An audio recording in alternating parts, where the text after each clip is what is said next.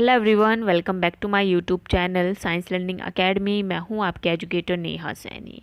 So today's topic is what is osmosis. आज हम osmosis के बारे में पढ़ेंगे और ऑस्मोसिस के types, that is exosmosis and endosmosis, इनके बारे में जानेंगे। ओके, सो सबसे पहले जान लेते हैं व्हाट इज़ ऑस्मोसिस।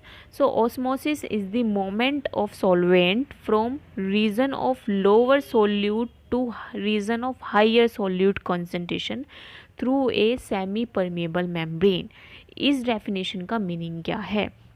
सबसे पहले आपको पता होना चाहिए सोल्यूट एंड सॉल्वेंट के बारे में। ओके, सो सॉल्यूशन, जैसे भी आप कोई सॉल्यूशन फॉर्म करते हो तो उसमें एक सॉल्यूट होता है, एक सॉल्वेंट होता है। ओके, सो बेसिकली हमने केमिस्ट्री का जो चैप्टर है आपका is matter around us pure, उसके अंदर कवर किया हुआ है। आप वहाँ पे भी जाके इस वीडियो को देख सकते हैं। ठीक है, सॉल्यूशन के बारे में कंप्लीट, जो कि आपको डिस्क्रिप्शन बॉक्स के अंदर मिल जाएगी। ओके, सो सॉल्यूशन के अंदर दो रिक्वायरमेंट होती है, दो कंपोनेंट्स होते हैं, एक सॉल्वेंट एक सोल्यूट।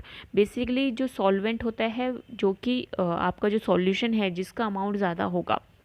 ठीक है, मान लो आप एक शुगर सॉल्यूशन फॉर्म कर रहे हो। ठीक है, तो शुगर सॉल्यूशन में आपका बेसिकली किसका अमाउंट ज़्यादा है? आपके वाटर का अमाउंट ज़्यादा है। ठीक है, और शुगर का अमाउंट कम है, तो उसमें सॉल्वेंट कौन हुआ? सॉल्वेंट हुआ आपका वाटर, और जो शुगर के क्रिस्टल्स हैं वो हुए आपके सोल्यूट। ओके, तो वाटर को एज एन यूनिवर्सल सॉल्वेंट भी हम बोलते हैं, क्योंकि वाटर एक सॉल्वेंट की तरह काम करता है और यूनिवर्सली जो इसकी कंसंट्रेशन है, कोई भी अगर आप सॉल्यूशन फॉर्म करते हो तो ज़्यादातर जो होती है वाटर की कंसंट्रेशन ज़्यादा ही होती है, तो एज एन यूनिवर्सल सॉल्वेंट हम इसको मानते हैं। ठीक है, लेकिन ऐसा ज़रूरी नहीं है। ओके, क्योंकि वाटर काफ़ी जगह जो होता है वो यूज़ किया जाता है एज एन सॉल्वेंट। ओके, तो सबसे पहले जो ऑस्मोसिस की डेफिनेशन है इसको देखते हैं। तो ऑस्मोसिस में क्या बोला गया है, ऑस्मोसिस का मतलब क्या है? ऑस्मोसिस का मीनिंग है कि मूवमेंट हो रहा है higher concentration to lower concentration through a semi permeable membrane. ठीक है, अगर आप सॉल्वेंट के कॉन्सेप्ट में बात करोगे तो किसका मूवमेंट हो रहा है? मूवमेंट ऑफ वाटर, यानी कि moment of water from higher concentration to lower concentration. ठीक है, और अगर मैं यहीं पे आपके सोल्यूट की बात करूँ तो सोल्यूट में जो शुगर क्रिस्टल है, ठीक है, वो कैसे मूव करेंगे? अगर कोई सॉल्यूशन है उसमें सॉल्वेंट की कंसंट्रेशन ज़्यादा है, पानी की कंसंट्रेशन ज़्यादा है, तो उसका दूसरा मतलब क्या है कि चीनी की कंसंट्रेशन कम होगी। आपका सोल्यूट क्या है? सोल्यूट वो होता है जिसकी कंसंट्रेशन कम हो। तो कम चीनी से ज़्यादा चीनी में जो मूवमेंट हो रहा है, ठीक है, यानी कि lower concentration of solute to higher concentration of solute जो मूव होता है, जो मूवमेंट होता है through a semi permeable membrane, उसको हम क्या बोलते हैं? ऑस्मोसिस बोलते हैं। ठीक है, आप इसको दो तरह से याद कर सकते हो, या तो आप सॉल्वेंट के कॉन्सेप्ट में बात कर लो या आप सोल्यूट के कॉन्सेप्ट में बात कर लो, लेकिन जो आपकी डेफिनेशन है वो मतलब स्पेसिफाइड होनी चाहिए। ठीक है, वो क्लियर होनी चाहिए। अगर आप सॉल्वेंट के बारे में बात कर रहे हो तो उसमें लिखो। ठीक है, osmosis is a process in which higher concentration of solvent move into lower concentration of solvent through a semi permeable membrane. Okay, अगर आप सोल्यूट के फॉर्म में बात कर रहे हो, so osmosis is a process in which lower solute particle move into higher solute particle. ठीक है, ओके, क्लियर हुआ?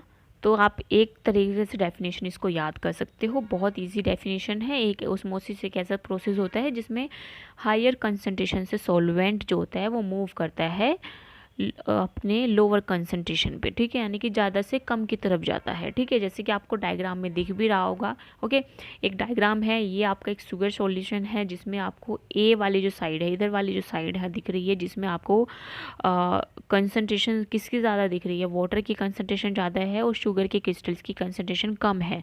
ठीक है, तो इसमें क्या होगा, कैसे मूव होगा? आपकी ए टू बी मूव होगा जो सॉल्वेंट है, या बी टू ए मूव होगा? आपका जो मूवमेंट होगा वो कैसे होगा? वो ए टू बी होगा। क्यों होगा ए टू बी? क्योंकि ए के अंदर जो कंसंट्रेशन है वो ज़्यादा है। ठीक है, और ये मूवमेंट कैसे हो रहा है? With the help of semi permeable membrane क्या होता है? ये मूवमेंट हो रहा है। ठीक है, तो इस डायग्राम में आपको दिख रहा होगा, जो मूवमेंट आपको देखने के लिए मिलेगा वो ए टू बी देखने के लिए मिलेगा, क्योंकि इसमें हायर कंसंट्रेशन किसकी है? आपके सॉल्वेंट की है, और लोअर कंसंट्रेशन आपके सोल्यूट की है। या तो आप बोल दो कि higher concentration of water move into lower concentration of water. ठीक है, या बोल दो कि lower concentration of solute move into higher concentration of solute. ठीक है, चलिए नेक्स्ट है आपके व्हाट इज टाइप्स ऑफ।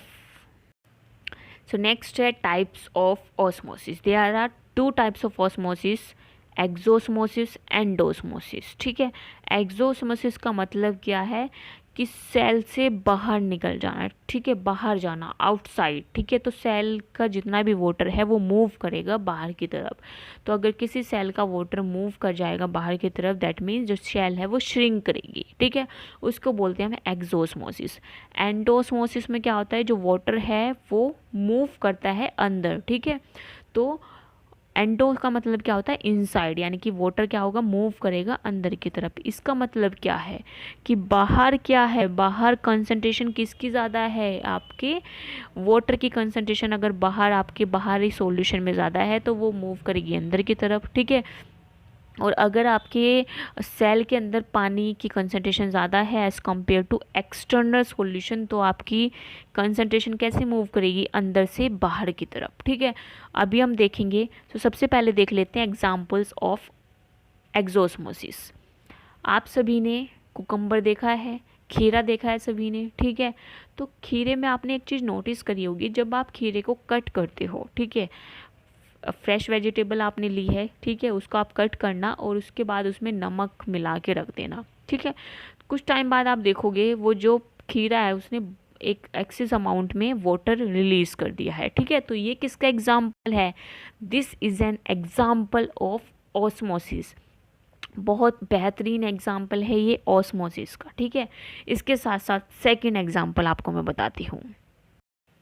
ये देखिए कितने प्यारे अंगूर हैं, कितने प्यारे ग्रेप्स हैं, देखिए। ठीक है, अब अगर इन ग्रेप्स को भी आप किस में रख दो, सोल्ट वाले सॉल्यूशन में रख दो, जिसमें सॉल्ट की कंसंट्रेशन ज़्यादा हो और वाटर की कंसंट्रेशन कम हो। ठीक है, या फिर शुगर वाले सॉल्यूशन में रख दो जिसमें शुगर बहुत ज़्यादा और पानी बहुत कम हो। ठीक है, उसमें देखना जो वाटर है वो कहाँ से कहाँ मूव करेगा, वो आपकी सेल से बाहर की तरफ मूव करेगा, क्योंकि आपके जो ग्रेप्स है उसके अंदर वाटर की कंसंट्रेशन ज़्यादा है। और अगर किसी सॉल्यूशन में वाटर की कंसंट्रेशन ज़्यादा है और उसके बाहरी सॉल्यूशन में वाटर की कंसंट्रेशन कम है, तो इसका क्या मतलब है कि मोमेंट कहाँ से कहाँ होगा, जहाँ ज़्यादा वाटर है और जहाँ कम है तो ज़्यादा से कम की तरफ मोमेंट होगा। ठीक है, तो ग्रेप्स में से वाटर बाहर की तरफ आएगा और जो आपके ग्रेप्स है वो इस तरह से बेचारे मुरझाए हुए आपको दिखाई देंगे। ओके, सो चलिए अब देख लेते हैं एग्जाम्पल्स ऑफ एंडोस्मोसिस। एंडोस्मोसिस का बेस्ट एग्जाम्पल है किशमिश। ठीक है, रेजिन जिसको हम बोलते हैं। तो किशमिश को लेना, घर पे करके देखना। ये जितने भी एक्सपेरिमेंट है वो सभी हम घर पे कर सकते हैं, रोज़ डेली लाइफ वाले एक्सपेरिमेंट्स हैं। ठीक है, घर पे करके देखना, किशमिश लेना और उस किशमिश को पानी में भिगो देना। आपको इस डायग्राम में भी दिख रहा होगा, ये जो किशमिश का साइज़ है ये देखो। ठीक है, ये देखो ये जो साइज़ है। अभी जब मैं आपको वाटर वाली इसकी पिक दिखाऊंगी, इस पिक में देखो जो वाटर की वजह से क्या हो गया है, जो आपकी किशमिश है वो फूल गई है। ठीक है, स्वेल अप कर गई है। तो यहाँ पे कौन सा प्रोसेस काम कर रहा है, यहाँ पे आपका काम कर रहा है एंडोस्मोसिस। क्यों काम कर रहा है, क्योंकि आपके किशमिश के अंदर वाटर की कंसंट्रेशन बहुत कम है। ठीक है, और जो बाहर वाटर है, वाटर में तो वाटर बहुत ज़्यादा है। ठीक है, तो वाटर कैसे मूव करेगा, higher concentration to lower concentration, कम ज़्यादा से कम की तरफ मूव करेगा। ठीक है, तो इस वजह से जो किशमिश है वो फूल जाती है। और अगर आप इसी किशमिश को किसी सॉल्ट सॉल्यूशन में, जिसमें सॉल्ट की कंसंट्रेशन ज़्यादा हो या शुगर की कंसंट्रेशन ज़्यादा हो, इस तरह के सॉल्यूशन में रखोगे तो यही जो किशमिश है ये बेचारी मुरझा जाएगी। ठीक है, श्रिंक कर जाएगी। ओके, सो आई होप आपको ये वीडियो पसंद आई होगी। इफ़ यू लाइक इट तो प्लीज़ लाइक कीजिए, शेयर कीजिए, जितना हो सके और सब्सक्राइब ज़रूर कीजिए साइंस लर्निंग एकेडमी को। मिलते हैं नेक्स्ट क्लास में, जिसमें हम सॉल्यूशंस, हाइपरटोनिक, हाइपोटोनिक, आइसोटोनिक के बारे में बात करेंगे। सो बाय बाय।